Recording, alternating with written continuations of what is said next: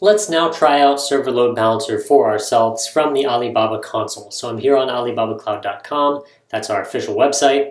I will go over here to the upper right hand corner and click on console to enter the web console. And I've already set up two ECS instances to act as the backend servers behind our Server Load Balancer. So let's go look at those first. So if I click here on Elastic Compute Service, that will take me over to the ECS console. I can navigate to the Singapore region where I have these two servers running, and I'll show you what's happening there. So I have these two different servers, one called ECS-A, that's in Zone B, and one called ECS-B, which is in Zone C. I've given them public IP addresses for now so that I can log into them and show you what they're running. You'll see that ECS Instance A is running Apache and has a web page that simply says ECS Instance A.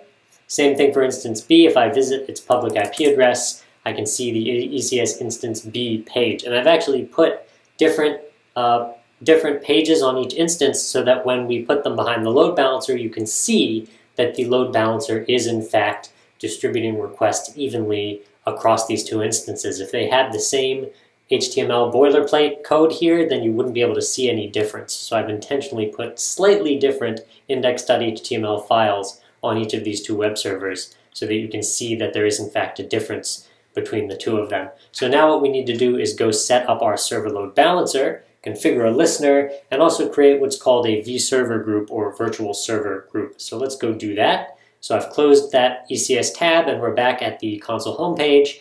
Now I'll go over to server load balancer here and we'll create a SLB in the Singapore region. So here we are in Singapore. I'll click on create instance.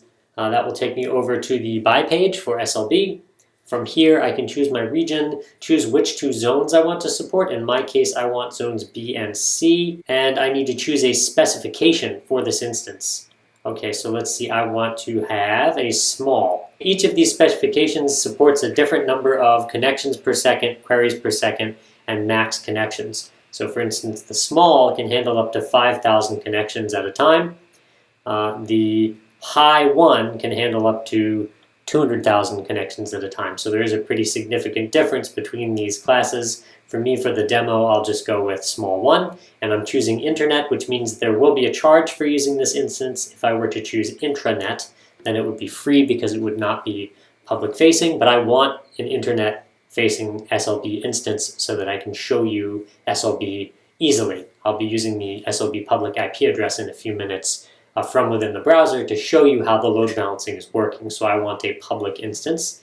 I just need one. We'll create just one. And again, I want to make sure that it is using zones B and C because that's where my ECS instances are. So I'll now click on Buy Now, and that should go ahead and let me proceed to the checkout page. Once I agree to the terms of service, I can click on Activate. Once I've clicked on Activate, the process of creating my server load balancer should go ahead and start. So I can now close this tab and go back to the server load balancer homepage and refresh. And sure enough, there is my load balancer. Of course, it's not going to work yet because I haven't configured the backend servers and I haven't configured any listeners. So we need to fix that. So I'll click on the load balancer's name here, his ID. And the first thing I want to do is create a virtual server group that contains my two ECS instances. So I'll click Create vServer Group, and I'll call it Web Servers, and I'll click on Add here, and I should be able to select from the ECS instances I have running in Singapore. I just have these two, so I'll check Select All, go to Next. I'll make sure they have the same weight, so they each get the same number of requests, and they should be listening for incoming connections on port 80. And I'll click Add. And then I will click Create to create that vServer group. And now that that's ready, I can go ahead and set up a listener. So we're not quite done.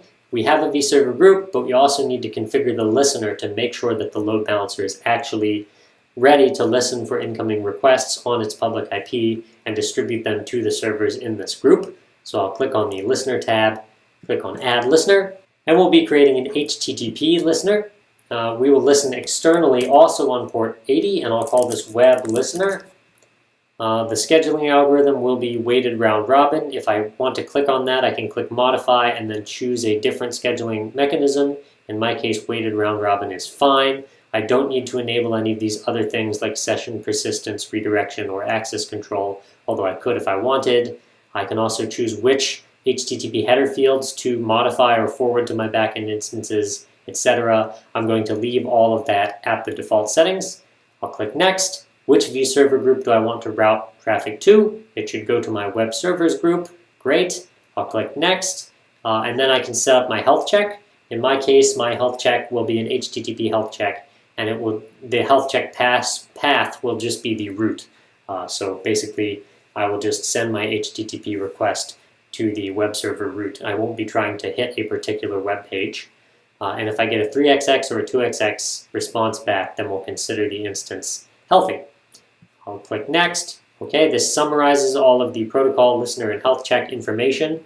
Also gives me a list of my backend ECS instances. Once I've confirmed that all of this is set up the way I want, then I click Submit, and that will actually put our server load balancer into a configuration where it's ready to use. So if I now copy-paste this IP into a web browser, I should see that I can now see the web page that's being hosted on my backend servers. And if I refresh a few times, you should start to see that connections are in fact being distributed evenly between these two instances. So if I keep refreshing the page, sometimes I end up having my request forwarded to instance A, other times the request goes to instance B, and it looks to be about 50% of the time I go to A and 50% of the time I go to B, which is correct. If I wanted, I could change the weightings here in my listener so that the traffic wouldn't be distributed evenly between these two instances.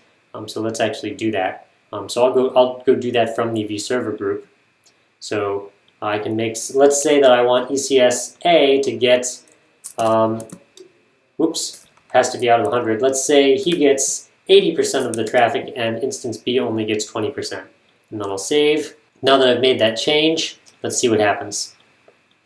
So now it's A most of the time, and then occasionally B. And you can see the requests are being distributed according to the ratio that I configured, so everything is working.